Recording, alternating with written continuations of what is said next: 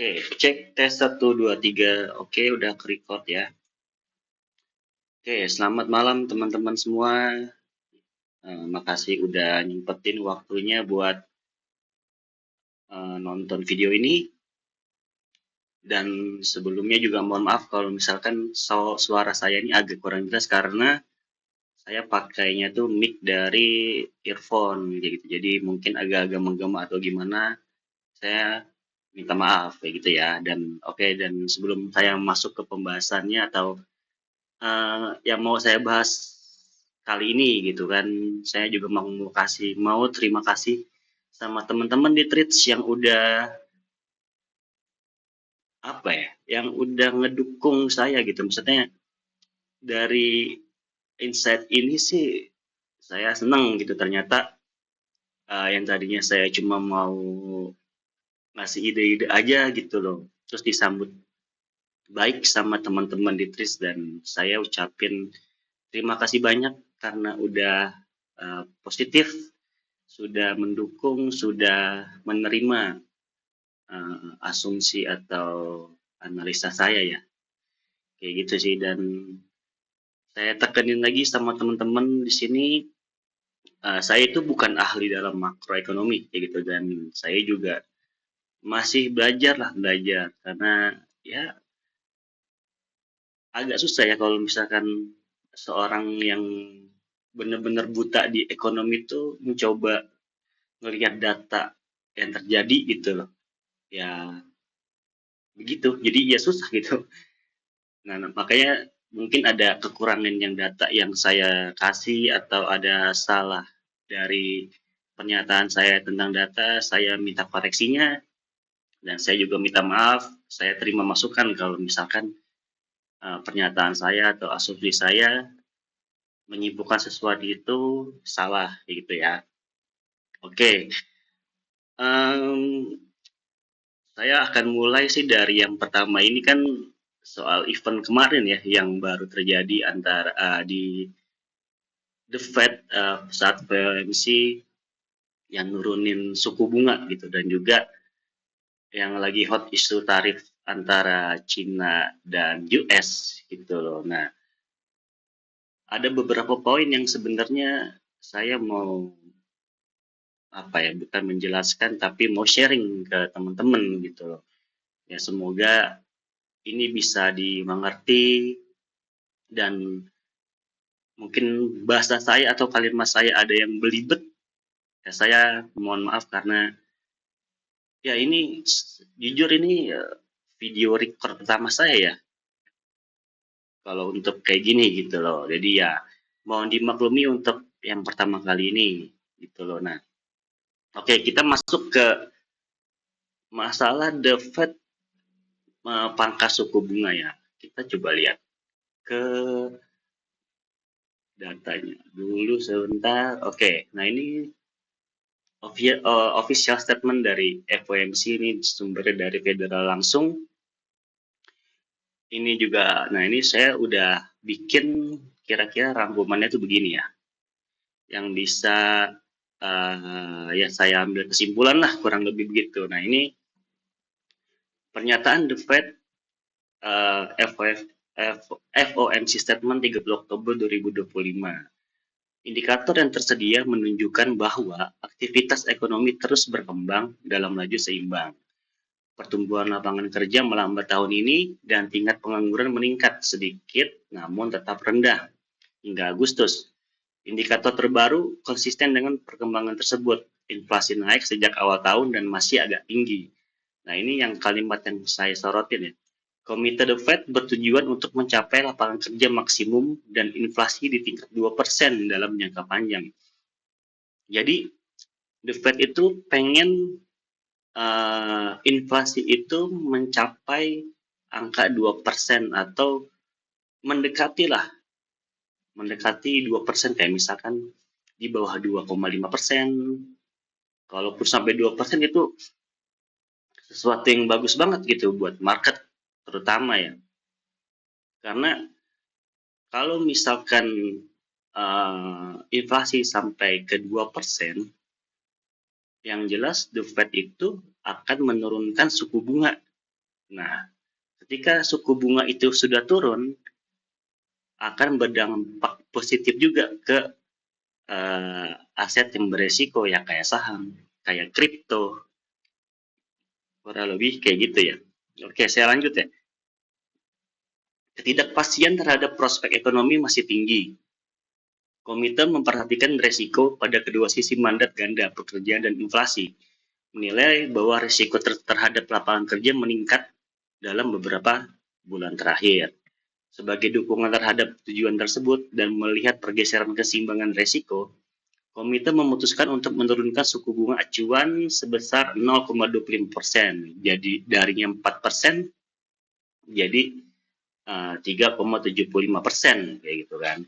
Nah, dalam mempertimbangkan penyesuaian tambahan terhadap suku bunga, komite akan menilai secara hati-hati data yang masuk, prospek ekonomi yang berkembang, dan keseimbangan risiko. Komite juga memutuskan untuk mengakhiri pengurangan kepemilikan surat berharga atau kuantitatif tightening ya pada 1 Desember.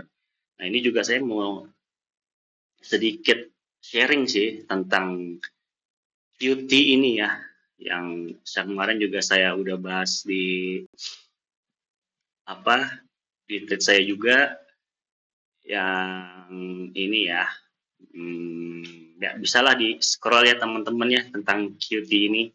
Nanti saya coba ini lagi, rangkum lagi secara singkat sih kayak gitu. Oke, balik lagi ke sini. Komite sangat berkomitmen untuk mendukung lapangan kerja maksimum dan mengendalikan inflasi ke target 2%, dan menilai kebijakan moneter yang sesuai. Komite akan terus membantu informasi ekonomi yang masuk dan siap menyesuaikan kebijakan moneter bila resiko muncul yang dapat menghambat pencapaian tujuan. Nah, ini poin penting yang harus yang menurut saya harus yang harus ditahu sih. Penilaian ini akan memperhitungkan berbagai informasi, kondisi pasar tenaga kerja, tekanan inflasi, ekspektasi inflasi, serta perkembangan keuangan dan internasional. Oke,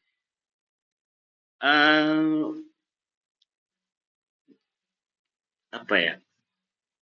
Jadi kalau menurut yang FOMC bilang itu, jadi agak kalimatnya tuh lebih ke hati-hati ya. Apalagi ditambah lagi setelah uh, pernyataan press release itu keluar, terus biasanya kan ada kayak wawancara kan sama si Powell ini gitu. Nah, terus dalam omongannya itu si Powell tuh bilang begini ya, saya juga sudah rangkum kalimatnya ya. Statement Powell di malam itu yang akhirnya bikin market tuh jadi bingung mau ke arah mana sebenarnya kan, uh, market saat ini gitu. Nah, statement Powell itu pertama ini yang menurut saya penting gitu loh. Pasar tenaga kerja jobs masih stabil, nggak ada tanda pelemahan signifikan, tapi juga nggak sekuat dulu. Ekonomi tumbuh lebih lambat dari tahun lalu sekitar 1,6%, tapi tetap positif. Inflasi naik sedikit karena tarif impor, tapi itu sifatnya sementara. The Fed sekarang sudah mendekati level netral. The Fed itu sudah mendekati level netral, artinya tidak terlalu ketat, tapi juga nggak longgar kayak gitu. Nah ini poin yang akhirnya kemarin sempat bikin market itu akhirnya turun ya gitu, dan sayang banget sih Powell tuh bikin statement begini, pemangkasan suku bunga Desember belum pasti. Oke, ya itulah apa ya, kadang-kadang statement-statement begitu itu pasti akan mempengaruhi kondisi market sih kayak gitu. Makanya uh, kita juga harus mengantisipasi case buruk terjadi gitu loh. Jadi kalaupun nanti nggak sesuai harapan, jadi kita tuh nggak kaget atau sudah bisa punya plan, oh nanti akan kira-kira si Powell nih, kira-kira Powell ngomong seperti ini, berarti efeknya ke market tuh akan seperti ini begitu. Nah, itu yang makanya kemarin saya tuh pantau sampai jam 4 kalau kalau nggak salah ya. Dan itu ya rame juga sih yang baca gitu. Oke, lanjut ke setelah tadi kita baca si statementnya Powell, terus kita coba buka core CPI ya. Nah ini CPI. Nah CPI ini tuh ada yang sifatnya month of month dan year on year gitu loh. Nah yang paling penting itu sebenarnya di sini. Oke, mungkin saya coba jelasin dulu kali ya. Perbedaannya core, kalau yang belum tahu, perbedaan core CPI sama CPI biasa gitu loh. Ini oke, ini CPI biasa nih di sini ya. Jadi si CPI ini tuh ngukur data, dia keseluruhan data, jadi termasuk energi dan konsumsi gitu. Dan yang sifatnya kalau energi itu apa ya, mengikuti geopolitik yang ada sih sebenarnya. Kayak misalkan terjadi perang gitu, terus harga energi naik, misalkan minyak naik, batu bara naik, segala macamnya, kayak gitu. Nah, kalau core CPI ini mengatur tanpa adanya energi, jadi dia ini lebih stabil lah kalau misalkan The Fed itu ngambil data dari core CPI, karena nggak ada energi dan nggak ada konsumsi, kayak gitu. Nah, terus dari ya, nah yang harus kita perhatikan tuh sebenarnya ini gitu, data core CPI, karena dari pernyataannya si Powell, dia kan pasti dia bilang akan melihat data inflasi dulu kan kayak gimana. Nah, di bulan ini saya buka di investing.com di economic calendar.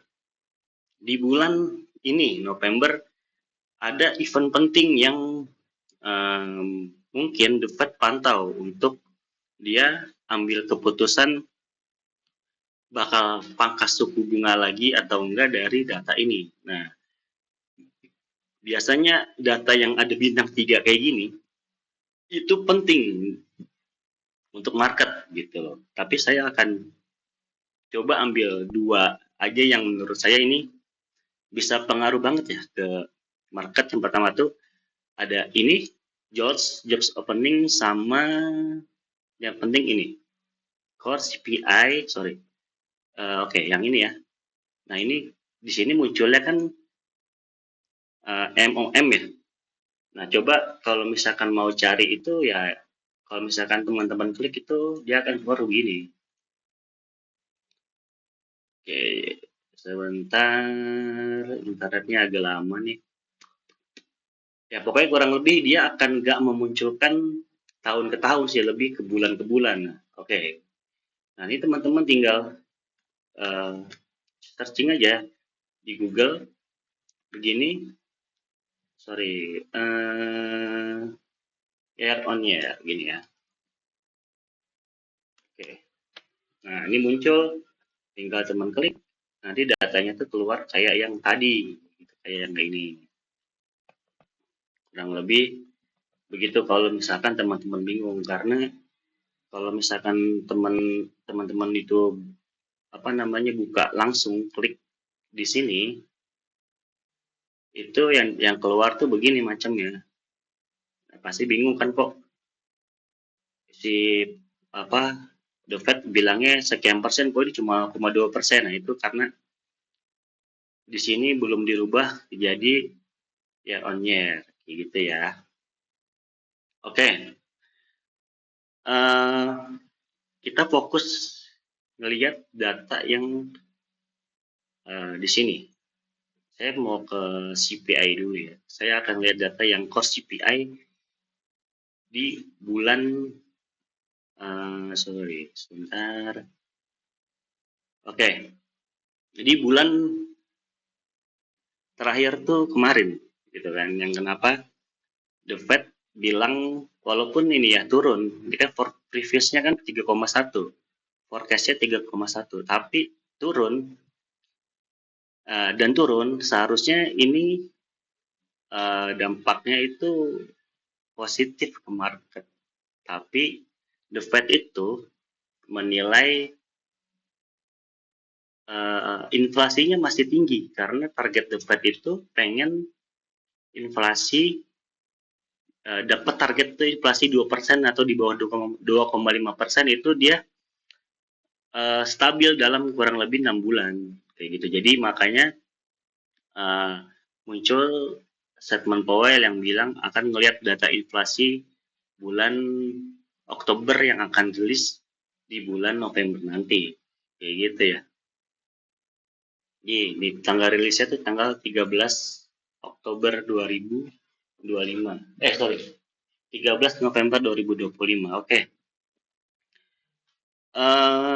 Jadi gini, kalau misalkan core CPI ini kan previousnya 3,5 3% kan. Nah, ini forecastnya juga belum tahu. Ini biasanya dari lembaga-lembaga survei atau markets kayak CMA kayak gitu-gitu yang ngeluarin perkiraannya, dan biasanya baru akan muncul yang yang berlaku gitu loh. Nah, terus kalau misalkan CPI ini kan 3% sebelumnya ini data ini. Kalau misalkan nanti aktualnya nih, uh, inflasi yang keluar datanya itu misal nggak 2% kayaknya agak susah gitu. Tapi misalkan 2,5% atau di bawahnya gitu. Nah, uh, itu sih sinyal, kalau bisa jadi sinyal The Fed itu bakalan pangkas suku bunga lagi karena inflasi sudah turun gitu loh. Dan ini penting ya gitu kan. Data yang aktual ini karena dari 3% misal ke 2,5% itu kan juga lumayan banyak turunnya gitu kan. Jadi kemungkinan The Fed akan pangkas suku bunga kalau datanya ini di bawah 3%. Tapi kalau misalkan nanti ternyata data yang keluar naik, akan buruk buat market tentunya karena data inflasi itu naik. Jadi si The Fed ini nggak akan buru-buru buat pangkas suku bunga, kurang lebih kayak gitu ya. Nah, terus ada juga faktor, kalau ini kan CPI ini tuh uh, hitungan inflasi dari berbagai sumber ya, ada CMA, ada dari saya lupa sumber dari mana, tapi yang penting ini bukan dari The Fed-nya langsung. Nah, di The Fed-nya itu punya yang namanya PCA gitu kan, Personal Consumption Expenditures.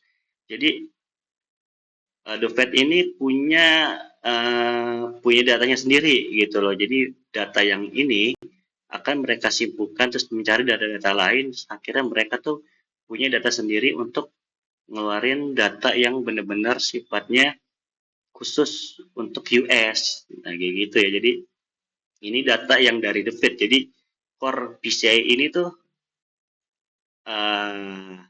ini data inflasi yang penting untuk The Fed dan untuk pasar tentunya. Yang ini dan ini yang benar-benar yang harus yang bakal pengaruh banget ke market gitu loh. Nah, jadi kalau misalkan kayak di sini kan, ini kemarin The Fed ngeluarin yang kemarin itu previous forecast dan actualnya itu stabil kayak gitu kan. Berarti dia tuh kayak nggak ada perkembangan yang kalau misalkan inflasi itu jadi ya udah jadi gitu-gitu aja dan nggak berkurang gitu. Jadi makanya Powell bilang akan lihat dulu datanya yang di bulan Oktober kayak gitu. Nah, terus jadi kalau misalkan nanti di bawah yang keluar di bawah ini itu akan baik banget buat market gitu loh. Apalagi kalau misalkan turun sampai 2,5%. Berarti inflasi itu akan terkendali. Nah, terus peluang peluang rate cut di bulan Desember itu jadi meningkat ya. Jadi ketika inflasi turun, the Fed pasti akan pangkas suku bunga biar ekonomi itu ya terus terus jalan gitu loh. Tapi kalau nanti datanya malah kebalik, kayak misalkan malah naik ke 3%, ya siap-siap aja sih roller coaster gitu akan juga kita balik lagi market. Nah, kayak gitu ya. Nah ini oke, ini ada data dari CMA ya. CMA ini dia eh, apa kayak exchange apa ya? Tempat orang itu kayak di situ ada derivatif, ada futures. Nah ini mereka nih ngeluarin ini data ini. Jadi orang survei ini bilang 63% itu ada kemungkinan ini tanggal 10 Desember FOMC-nya akan dipotong. Ini kemarin datanya tuh tinggi loh sebelum sebelum FOMC kemarin. Ini bisa kemarin kalau nggak salah saya lihat tuh 90%. Nah ini turun nih. Jadi 63% kemarin datanya malah semalam ya kalau nggak salah tuh saya bilang 50% gitu kan. Nah ini mungkin ada naiknya lagi karena ya ada kabar bagus mungkin dari Trump kayak gitu kan. Nah terus kita udah tahu nih eh, apa CPI core CPI yang data yang Fed, si Powell bilang lihat lihat si penurunan inflasinya kayak gimana atau inflasi akan naik kayak gimana. Nah, itu yang jadi poinnya pertama itu inflasi itu gitu kan di sini. Nah, terus poin kedua itu ada di mana? Di sini. Nah, ini tuh apa? Jadi ini tuh survei lowongan pekerjaan dan data tenaga kerja. Jadi lowongan tinggi, kalau misalkan lowongan pekerjaannya tinggi, jadi perkiraannya itu pasar tenaga kerja itu masih ketat kayak gitu. Jadi kondisinya ini cenderung mendorong kenaikan upah yang dapat memicu inflasi kayak gitu loh. Nah, terus kalau misalkan data ini kondisi ini cenderung sorry. Jadi kondisi ini tuh cenderung bikin memicu inflasi dan akhirnya The Fed itu bersikapnya hawkish nantinya. Jadi dia itu cenderung akan mempertahankan atau menaikkan suku bunga yang nggak bagus untuk market. Misal, saya kasih contoh ya. Sorry, agak belibet ya ngomongnya ya. Karena saya ngomong sambil mikir. Oke, nah di sini ya. Misal, di sini dia bilang datanya itu 7,2 juta ya. Terus kalau nanti misalkan forecast-nya 7 naik misalkan 7,360 misal. Terus yang keluar datanya yang realnya itu juga sama. Berarti tandanya naik nih si siapa namanya tenaga kerja gitu kan. Nah terus jadi The Fed itu cenderung bakalan tahan suku bunga kayak gitu. Nah kalau misalkan lowongan rendah nih pasar tenaga kerja melemah. Jadi kalau job opening ini dirilisnya nanti lebih rendah dari perkiraan, misalkan 7,0, ini kan 7,22 juta nih, terus keluarnya 7,0. Nah berarti The Fed itu kemungkinan akan pangkas suku bunga sih, kayak gitu. Lebih bersikap dovish, ya buat dia balik lagi karena lowongan kerjanya itu lagi rendah ya gitu. Jadi orang lagi butuh kerja jadi disokong dengan suku bunga yang turun gitu sih ya kalau saya ngomong sambil mikir ya, ya begitu sih, kurang lebih kayak gitu ya teman-teman ya. Mudah-mudahan ngerti gitu. Nah itu dua hal yang harus teman-teman lihat nih di bulan ini gitu, karena ini penting untuk the Fed memutuskan pangkas suku bunga lagi atau enggak. Nah sebenarnya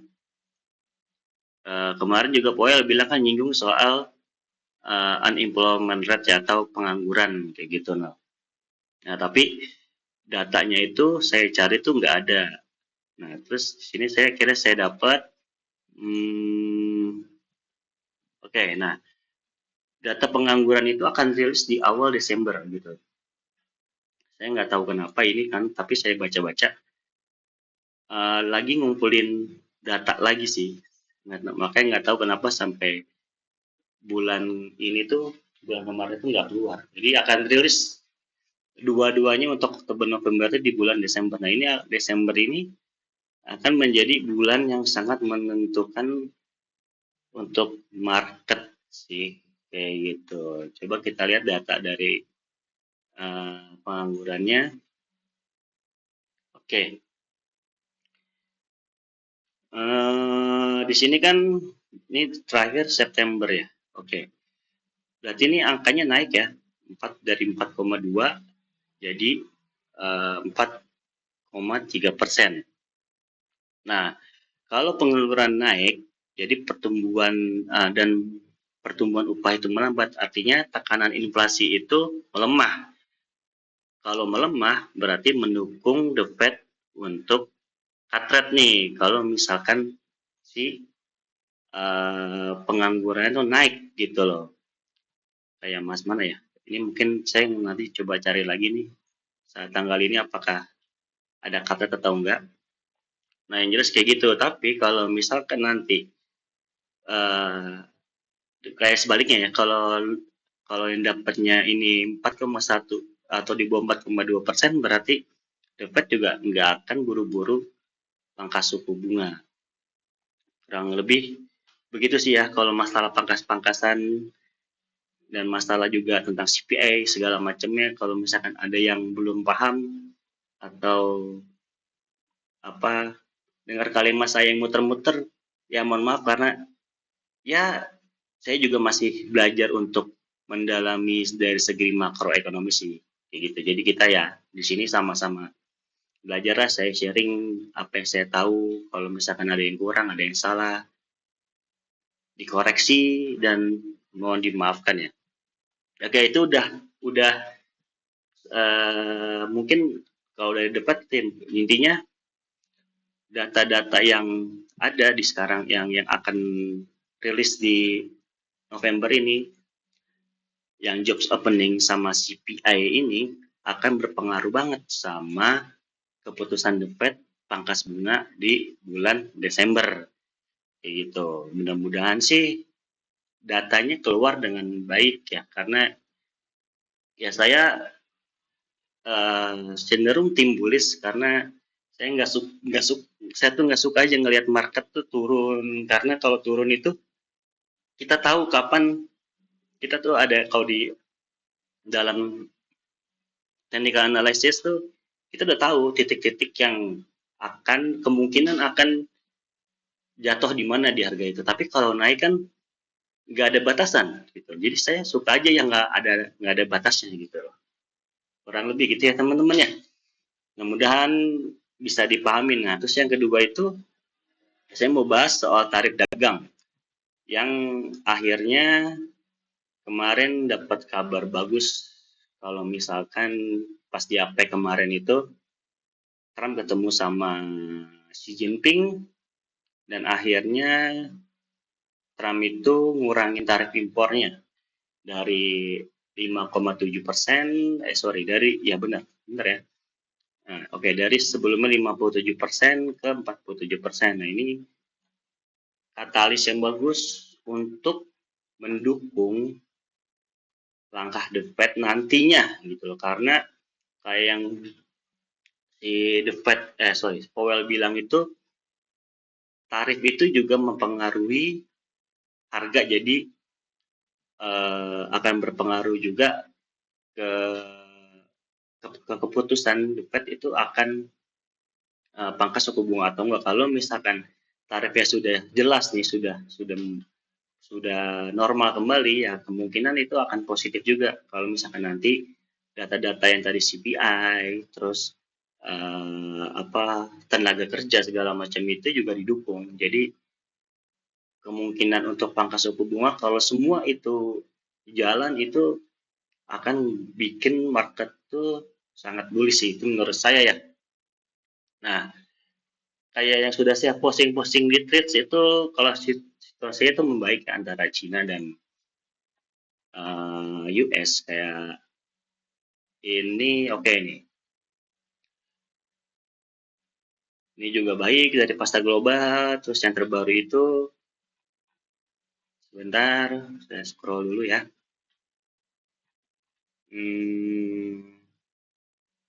Oke, nah ini yang terbaru ya.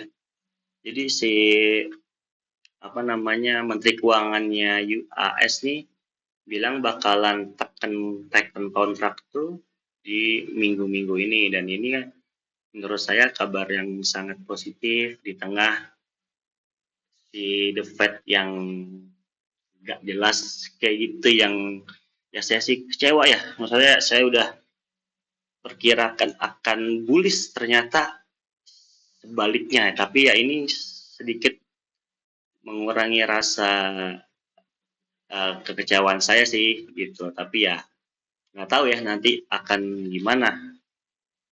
Nah, tapi kalau dari isu ini kan sebenarnya udah clear ya, deal-dealannya juga udah berlangsung. Terus, nah terus bakalan ada timbul pertanyaan nih, kalau misalkan The Fed akhirnya nggak pangkas suku bunga, tapi Cina itu dapat deal deal baik banget gitu loh, yang menguntungkan kedua belah pihak, terus mana yang lebih pengaruh ke market? Oke, uh, menurut saya tetap yang akan jadi patokan itu The Fed gitu loh. Kenapa?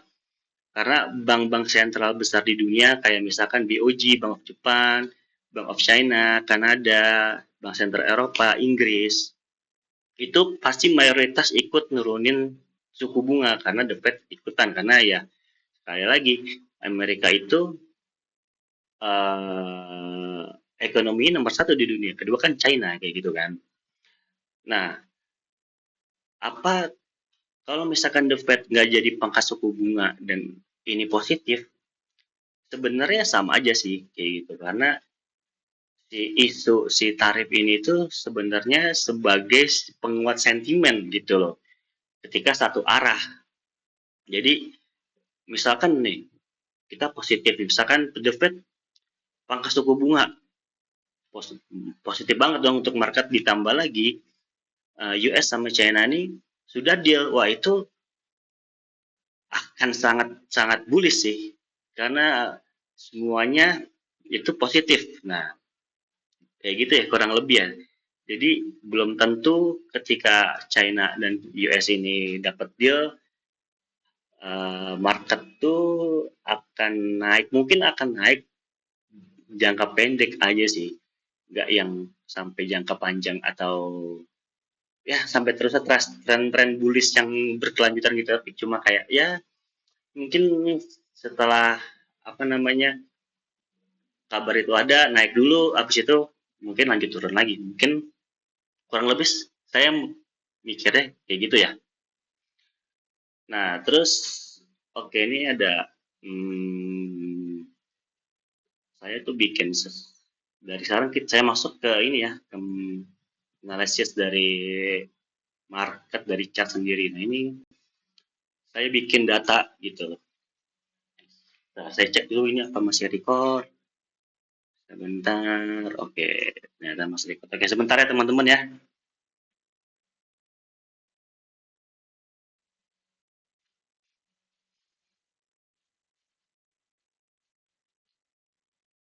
Ini bisa dilihat dulu siklusnya si Bitcoin kayak gimana, nanti saya coba akan jelasin ya.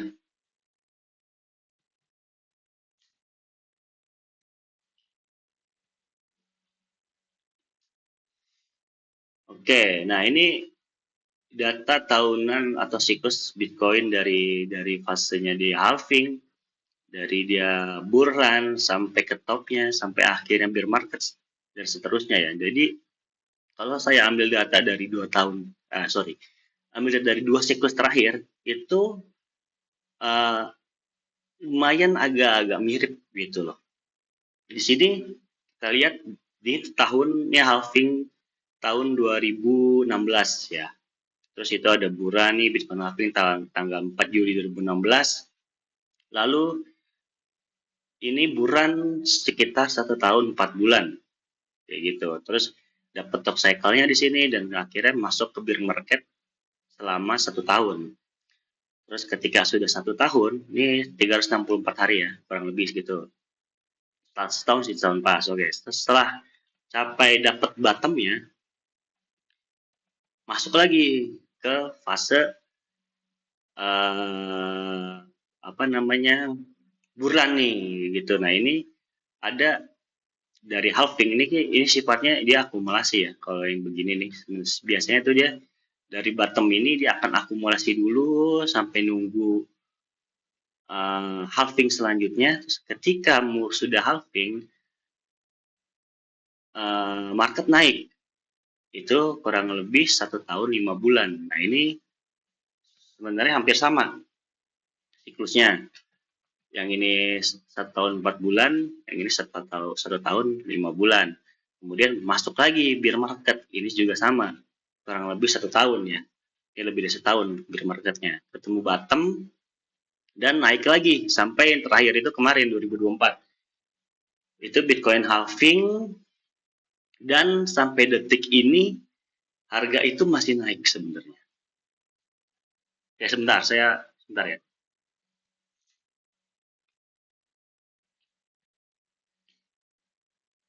Oke, nggak tahu ya, siklus ini tuh akan ngikut juga nggak sih? Atau akan sama juga nggak sih? Karena 2 tahun terakhir itu datanya sama nih gitu loh. Kurang lebih 1 tahun, bulan 1 tahun 4 bulan dari setelah halving. Terus di siklus yang selanjutnya juga setelah halving itu berlangsung selama 1 tahun 5 bulan. Terus kembali lagi bear market setahun. Nah ini sudah masuk fase di mana kalau ngelihat siklus sebelum ini udah di titiknya sebenarnya ya, titik buran kayak gitu.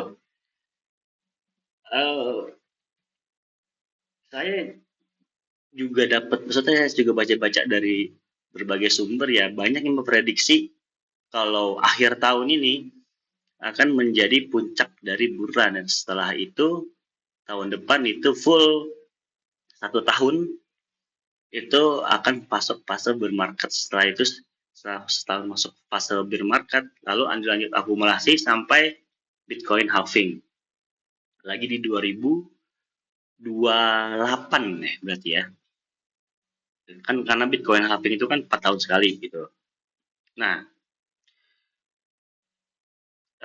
setelah saya cari-cari, maksud searching-searching riset sendiri, riset-riset juga, apa apa sih yang membedakan siklus saat ini sama siklus-siklus sebelumnya? Karena kok durasinya tuh lebih lama dan nggak yang naik apa ya? Ini tuh kan kenaikannya lumayan ya dari ya kan dari top dari bottom ya dari bottom ke atas ini 2000%. Oke, dari sini kita ambil dari bottom sini ini akumulasi naik sampai 8.000%. Oke. Yang sekarang dari bottom sampai saat ini itu 5.000%, 6.000%, 8.000% kayak gitu. Nah, ini menandakan kalau secara kenaikan itu sudah hampir sama gitu loh persenannya kalau kita hitung dari bottom gitu loh. Nah, apakah ini menjadi puncak bulan atau kan banyak yang nanya alt season kapan bang, alt season kapan bang gitu. Menurut saya alt season tuh udah selesai ya. Bukan selesai tapi sudah ada gitu loh. Tapi bedanya itu enggak, kalau dulu kan eh, kita masuk dimanapun itu koin akan naik tuh berkali-kali lipat kayak gitu. Nah sekarang tuh nggak bisa, ada kategori khusus yang atau narasi-narasi khusus yang naik gitu gantian. Dulu awal tahun kalau nggak salah di awal tahun ini ya, di tahun 2024 ini tuh meme coin nih. Meme coin tuh yang gila-gilaan kalau nggak salah pas pas Oktober, Oktober tahun lalu ya kalau saya itu meme coin tuh gila-gila naiknya tuh. Altcoin tuh masih kayak flat segala macam, nah tapi itu akhirnya ada altcoin yang tembus sampai berkali-kali lipat. Nah itu nunjukin sebenarnya alt season itu udah terjadi, tapi memang nggak dirasain ke semua koin gitu, karena memang karena beda ya. Dulu tuh di sini itu retail yang nguasain itu kebanyakan di siklus ini. Nah sekarang itu siklusnya itu udah beda. Retail itu udah gabung sama institusi dan negara. Institusi itu kan udah masuk ETF gitu, yang bikin akhirnya supply itu ditahan sama si ETF ini, yang nggak jadi nggak bisa retail yang tiba-tiba kayak dulu yang nguasain pasar. Jadi sekarang tuh yang nguasain institusi gitu, negara. Ya negara belum terlalu, cuma kan yang itu apa sih namanya? Yang jadi mata uang tuh lupa ya nama negaranya. Pokoknya itu baru satu yang baru bikin Bitcoin itu sebagai alat pembayaran ya. Nah, terus yang nguasain sekarang itu institusi, makanya mungkin agak lama untuk siklusnya yang saat ini kayak gitu. Nah kalau di 2020, nah saya sebelum masuk ke 2020 nih, saya mau bahas dulu QE dan QT gitu. Di 2020 itu kenapa ada bull run yang benar-benar signifikan, karena saat itu COVID gitu loh. Jadi the Fed itu ngelonggarin suku bunga untuk apa, memperbaiki ekonominya lah, untuk biar uang itu jalan kayak gitu. Nah, terus saat itu ada QE yang dibuka nih. Akhirnya likuiditas tuh masuk tuh ke pasar semua, global segala macam. Nah, akhirnya makanya 2020 itu uh, naiknya kencang-kencangan tuh, hampir semua koin itu naik kayak gitu loh.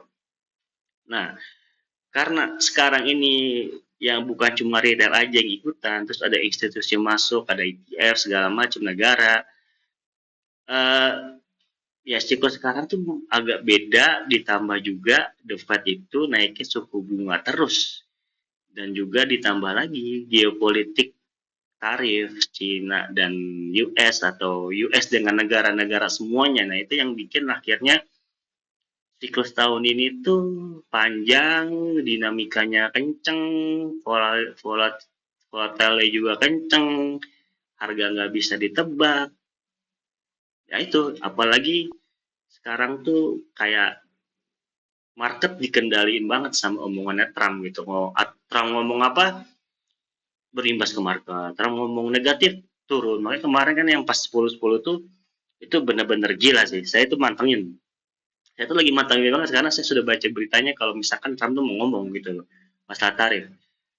Kalau nggak salah Trump itu ngomong jam 11 gitu. Nah itu sudah ada tanda kalau misalkan pasar tuh reaksi negatif. Akhirnya itu saat itu saya punya spot, itu saya cut loss semua tuh di jam 12 deh kalau nggak salah.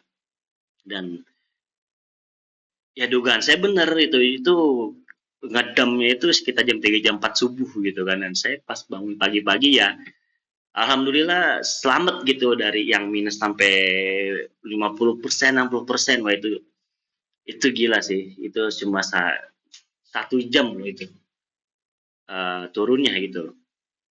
Oke, sebentar saya minum dulu ya.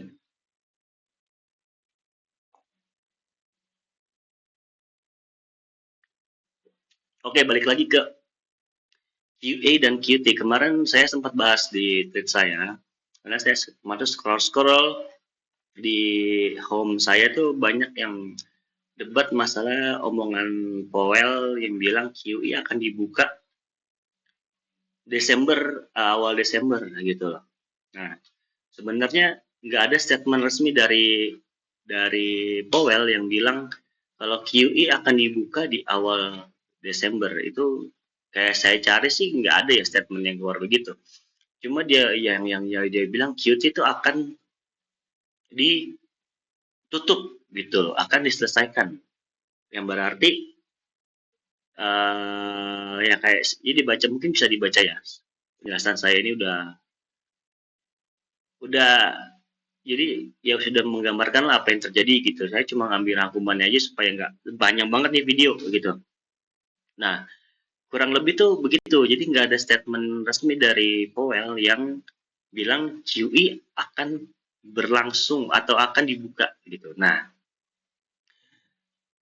makanya banyak yang salah persepsi kalau misalkan wah QT diselesaikan berarti market market akan naik kenceng kayak gitu. Nah, sebenarnya enggak ya. Yang bakalan jadi pemicunya itu ya kalau dari QT dan QE itu ya QE-nya gitu loh. Karena ya the Fed ngasih likuiditas ke pasar, ngasih dorongan duit ke global gitu, ngeluarin duit ya, dia bisa ngambil dari rekening cadangannya, terus ngambil dari bank segala macam untuk disiram nih, diguyur ke pasar biar pasar apa namanya ya volatile dan naik signifikan kayak gitu loh. Kurang lebih begitu. Kalau yang belum jelas masalah QE dan QT itu mungkin bisa dibaca ya terus saya yang ini ya. Ini mudah-mudahan sih bisa menggambarkan sih. Semuanya karena saya udah ada sekitar 5 postingan yang ada di dalam sini gitu loh. Nah, terus saya bakalan oke, gimana ya harga? Oke, sebelum masuk ke harga BTC, saya mau lihat dulu data dari ETF ini. Jadi ETF Bitcoin, bentar masih loading nih, internetnya lemah banget.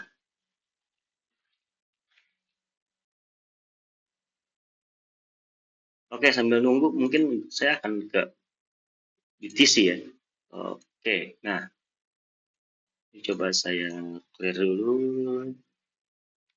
Ini kemarin saya ada analisa di BTC yang ya dia naik dari fair value gap-nya gitu loh. Nah, ini gambaran BTC saat ini gitu. Karena saya sebelumnya kan sempat analisa kalau ada kemungkinan BTC itu akan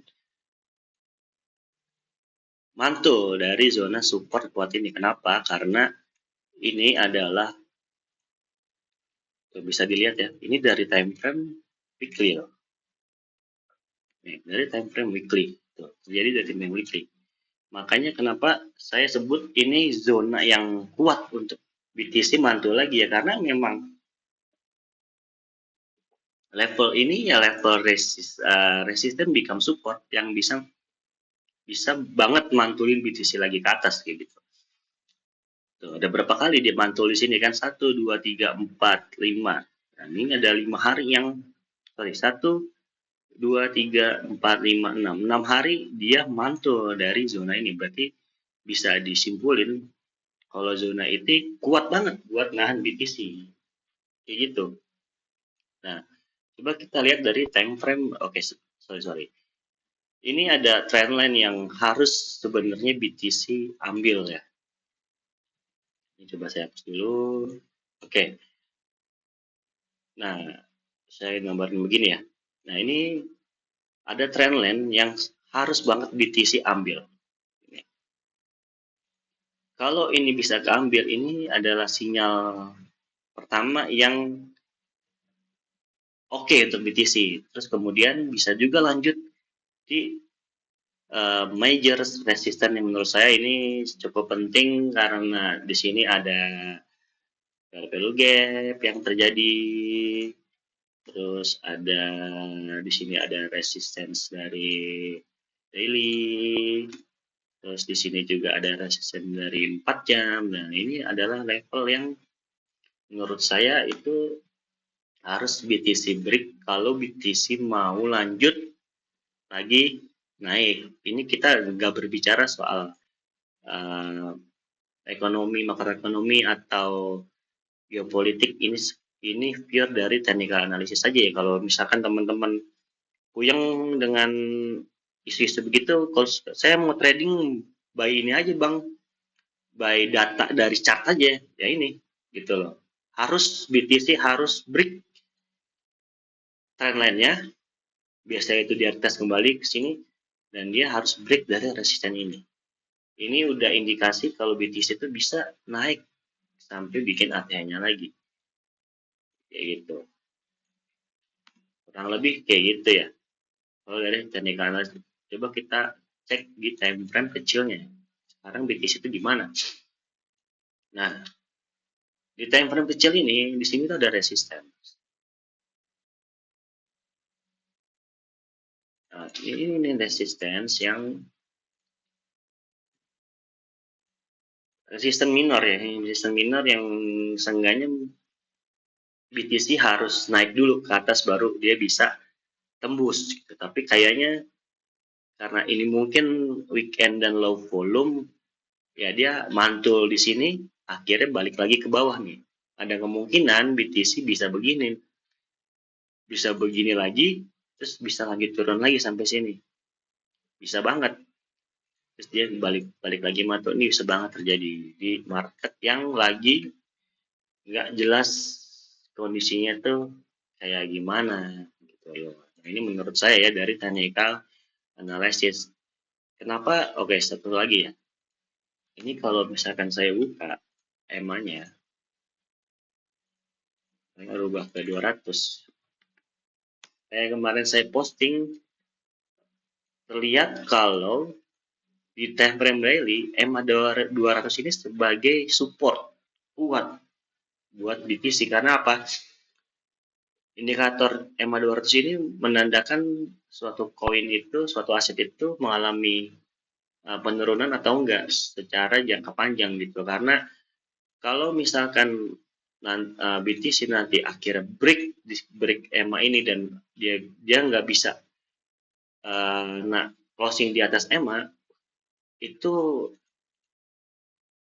penurunannya akan sangat dalam sih menurut saya ya. Nah, terus sampai mana bang kira-kira BTC itu bisa balik lagi? Oke, ini di sini saya ada tandain zona-zona yang mungkin BTC akan visit ya.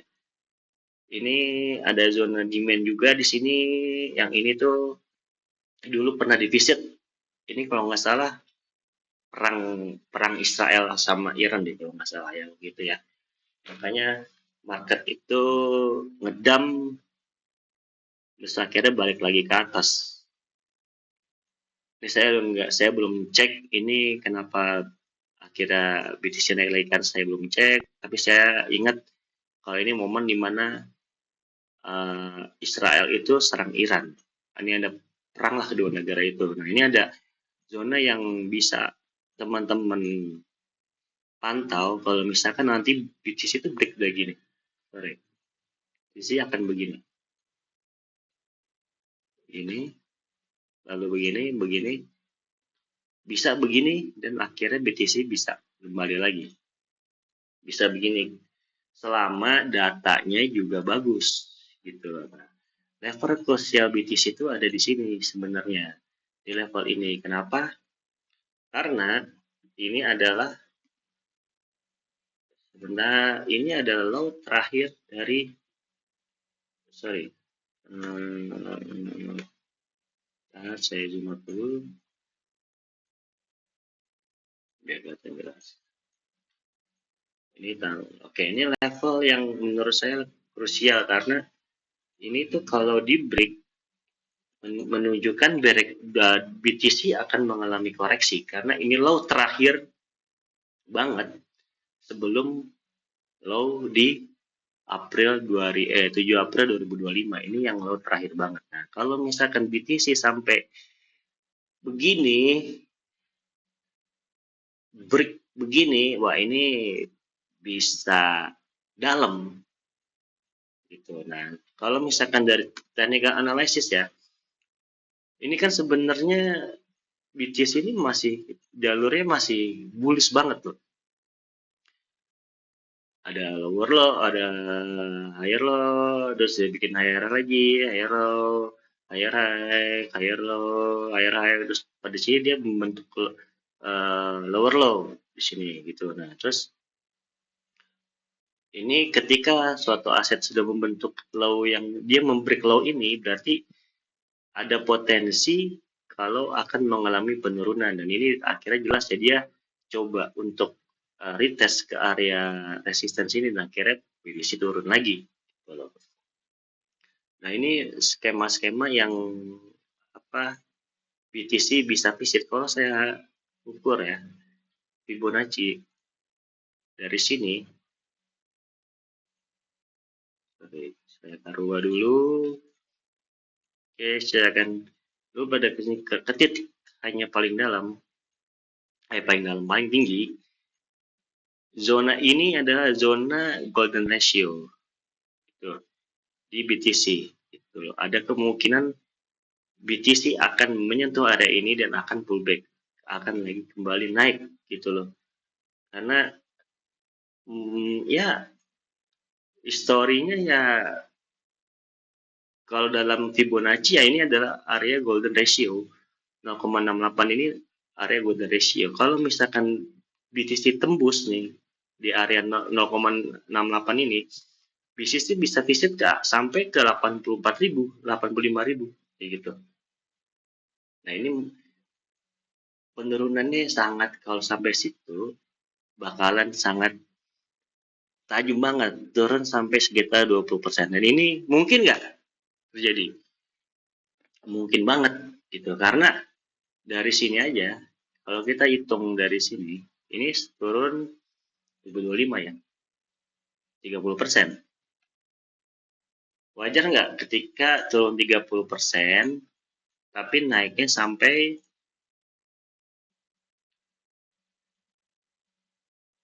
100%? Harusnya wajar ya, itu berarti koreksinya versi sehat gitu loh. 100% naik, tapi turun 30% itu masih sehat. Coba kita ukur lagi penurunan BTC. Ini dia ada kenaikan sekitar 90%, terus balik lagi turun, dia koreksi sekitar 30%. Berarti rata-rata BTC itu bisa turun sampai, kalau dari dua koreksi ini ya, bisa turun sampai 30% dari high-nya yang terakhir. Berarti kalau misalkan BTC sampai jebol, sampai turun lagi, kita kalau misalkan ambil data dari situ, 30%, berarti di sini dia turun. Sekitar area sini.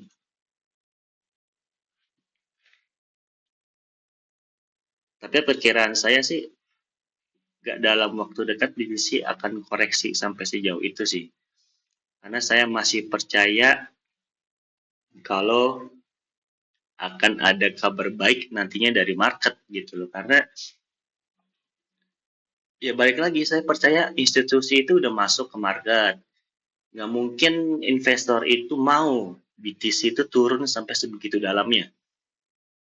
Rugi dong mereka, apalagi misalkan mereka baru beli terus tiba-tiba BTC turun. Pasti ngamuk tuh ke manajer investasinya kayak gitu kan, kayak misalkan BlackRock segala macem, itu pasti akan ngamuk dan pasti nggak mau dong institusi besar tuh kehilangan apa namanya nasabahnya atau kehilangan investornya, berarti akan BTC akan dipompa dulu gitu, sebelum akhirnya naik kayak gitu. Itu maksudnya ini prediksi apa ya, sharing aja perkiraan saya kayak gitu. Nah terus coba kita lihat dari ETF BTC. Oke, ETF Bitcoin ETF flow ini juta ya.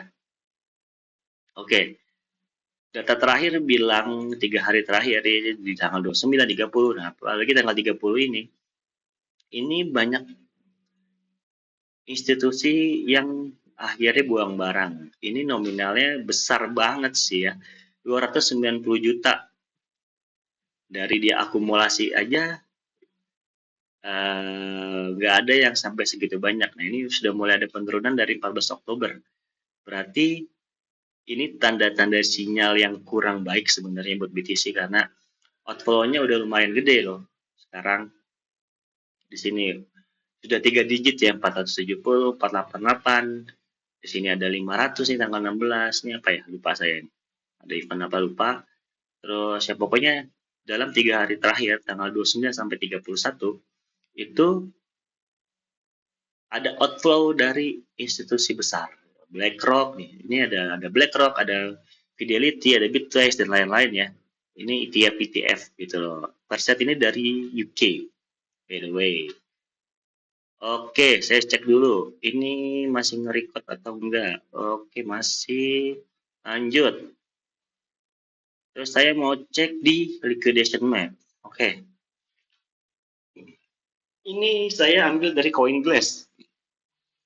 Jadi teman-teman kalau misalkan mau tahu uh, peta likuidasi di hari ini sampai 30 hari. Nah, itu dari CoinGlass ini udah lengkap banget datanya. Nah, kalau kita lihat di hari ini aja posisi long BTC itu sama short itu sudah mulai numpuk lagi ya. Kalau misalkan BTC turun sampai misal sampai sini 107 akan ada sekitar 134 miliar yang akan kena likuidasi. Kalau BTC naik sampai ke 112, sorry 112 itu akan ada 1,3 bilion. Berarti posisi sekarang itu lebih menguntungkan untuk yang short sebenarnya karena kelihatan BTC mulai gerak nih ke bawah, akan akan nyapu dulu si kiri ini, si pala long ini sebelum akhirnya dia menyapu yang atas. Kalau kita lihat 7 hari terakhir, begini penampakannya, short lebih banyak dibandingkan yang long. Dan kalau 30 hari terakhir, nah ini dia adalah peta 30 hari terakhir yang banyak short ya. Kalau saya lihat data ini sih harusnya ketika BTC udah naik, sudah turun, dia akan bablas ke atas. Kalau secara data gitu, karena ini adalah uang semua dan pasti juga ada para whale yang mengincar posisi-posisi ini gitu. Makanya kalau yang main di futures itu sangat hati-hati banget, jangan sampai kena dapat surat cinta dari exchange masing-masing ya, karena dan saya sangat tekankan terus pasang stop loss itu wajib banget. Nah oke, lanjut ke data yang terakhir ini. Nah ini yang kemarin tanggal 10, pas The Fed kemarin itu tanggal 30 ya, 30. Oke, di sini hampir lebih dari 1 miliar dolar, 1 juta dolar, berapa sini? Bener, hampir 1 miliar dolar yang kena likuidasi, dan ini sangat besar gitu. Nah ini yang data dari tanggal 10 itu gila sih ini.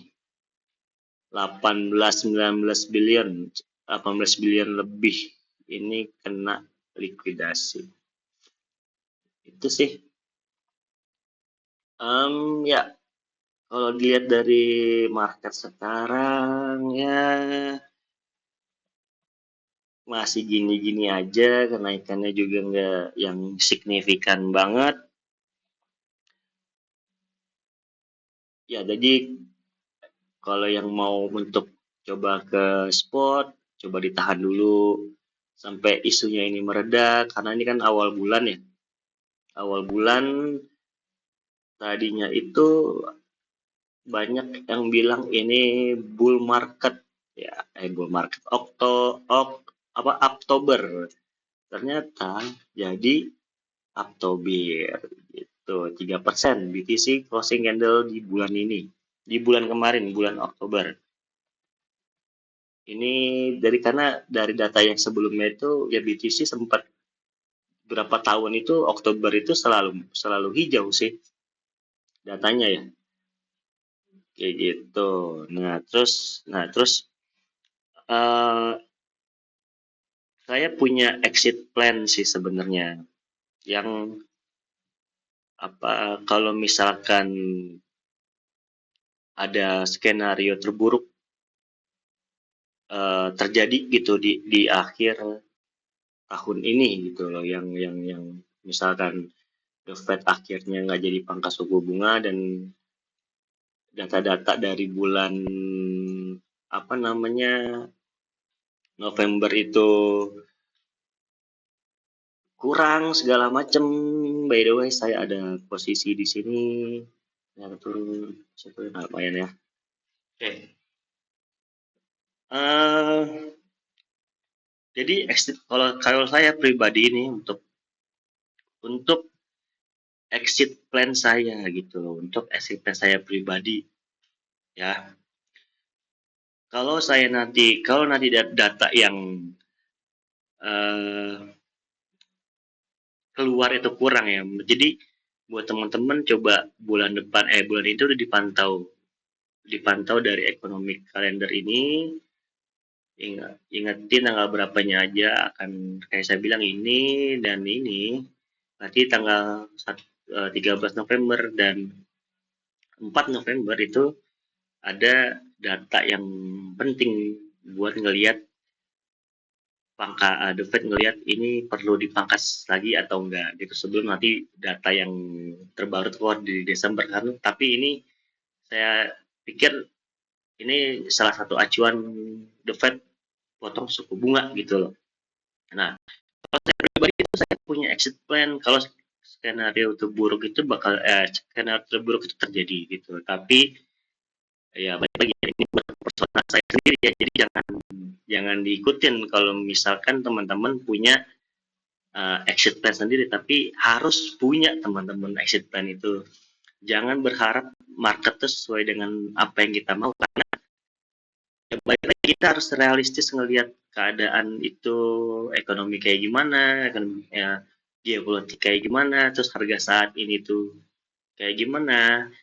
Ya kita harus realistis kayak gitu, mending exit dulu, terus nanti ngelihat dulu baru masuk lagi kayak gitu, dibandingkan kita nahan terus tiba-tiba akhirnya koreksi terus kita nyangkut nggak tahu kapan lagi akan naik. Nah, saya sih akan antisipasi hal-hal kayak gitu ya. Kalau saya sih akan exit pelan-pelan kalau data yang keluar itu negatif. Nah terus FOMC itu sorry, kalau nggak salah, nah ini ada tadi itu tanggal berapa ya, saya lupa. Sorry. Oke, gini. Tanggal 10 Desember rencananya akan ada FOMC lagi menjelang akhir tahun.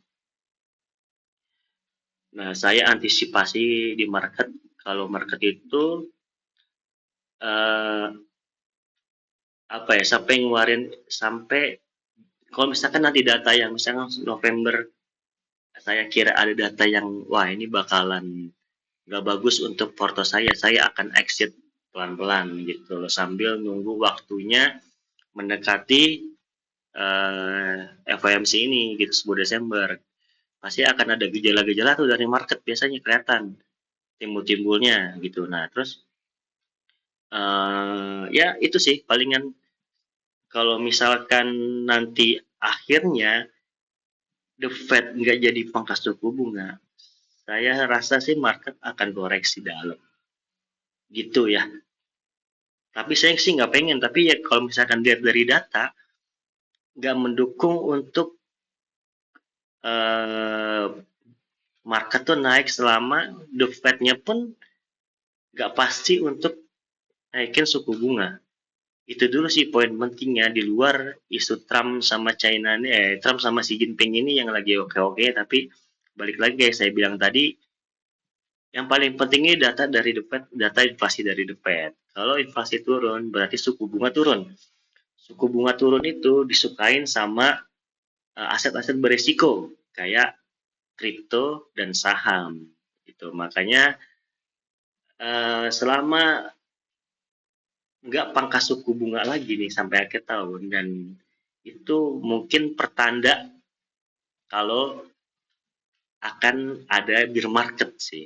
Nah, terus plan tahun depan, oke, sebelum sebelum untuk plan tahun depan mungkin kepanjangan ya sekarang video, tapi ya untuk plan saya yang untuk akhir tahun ini mungkin begitu. Saya akan melihat dulu data yang keluar di bulan November ini. Kalau misalkan data yang keluar itu berdampak negatif ke market, saya akan coba pelan-pelan untuk exit dari market kayak gitu.